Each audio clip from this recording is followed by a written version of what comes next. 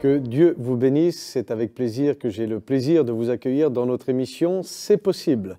Alors aujourd'hui, je suis avec le frère Timothée. Bonjour Timothée. Bonjour. Alors on va approcher un thème qui va, je pense, vous intéresser. C'est d'un drogué, Dieu en a fait un serviteur de Dieu.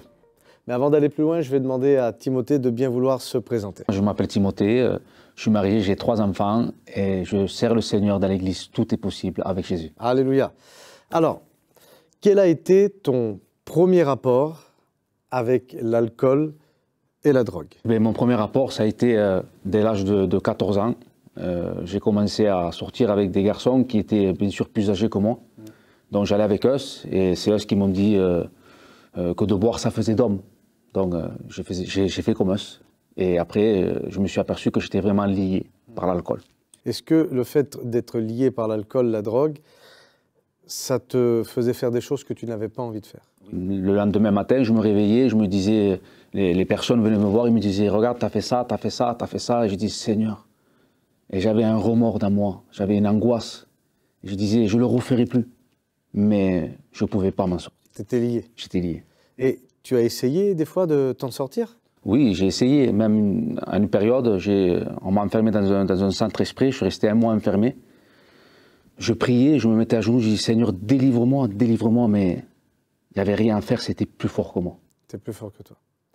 Et un jour, merci Seigneur, Amen. Dieu s'est révélé à toi. Est-ce que tu pourrais nous expliquer comment ça s'est passé? Eh bien, tout simplement, moi, à l'âge de 12 ans, il y avait un serviteur qui m'a dit comme ça que je passerais par une épreuve. Et bien sûr, cette épreuve-là, moi, je l'attendais. Et bien sûr, j'ai un conseil à dire, de ne pas attendre l'épreuve, de donner vraiment son cœur à Dieu. Et quand cette épreuve est venue, j'ai compris que c'était vraiment le moment de donner mon cœur à Jésus-Christ. Et là, j'ai vraiment donné ma vie à lui. Ça a changé du jour au lendemain?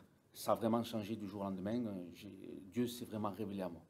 Et par rapport à ces addictions que tu avais sur l'alcool et la drogue, est-ce que tu as été libéré de suite ou est-ce qu'il a fallu encore attendre un processus J'ai été vraiment libéré de suite parce que quand j'ai eu vraiment cette réelle repentance, ça a été instantané.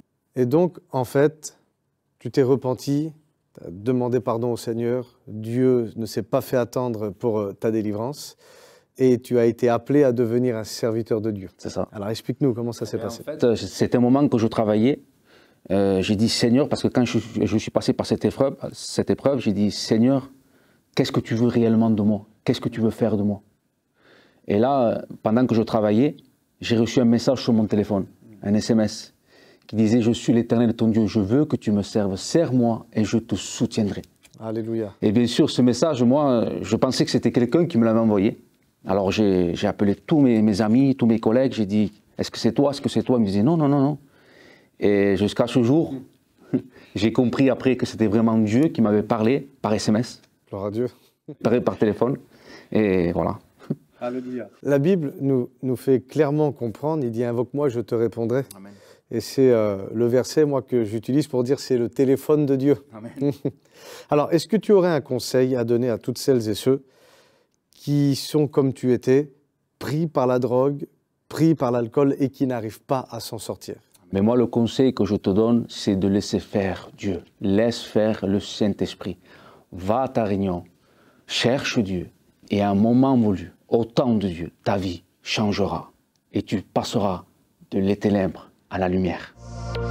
Dans le livre des Psaumes, chapitre 34, et à partir du verset 7, la Bible nous dit « Quand un malheureux crie, écoute, quand un malheureux crie, l'Éternel l'entend, mais il ne fait pas que d'entendre, il va le délivrer de toutes ses détresses et de toutes ses frayeurs. » Je ne connais pas une personne qui a crié au Seigneur et que le Seigneur n'a pas entendu avec pour but de pouvoir l'exaucer.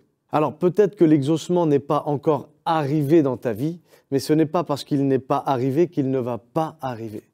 J'aimerais t'inviter à continuer de croire et de te dire que si Dieu l'a fait pour nous, si Dieu l'a fait pour le frère, tu n'es pas plus que nous, mais tu n'es pas moins que nous. et ce qu'il a fait pour nous, il a aussi le désir et la capacité justement de te faire vivre, alléluia, cette délivrance. Donc crois au Seigneur et le Seigneur va te bénir. J'espère que tout ceci va vous faire prendre conscience que nous servons un Dieu qui est extrêmement puissant. Alléluia. On se retrouve dans une prochaine émission et en attendant, restez bénis.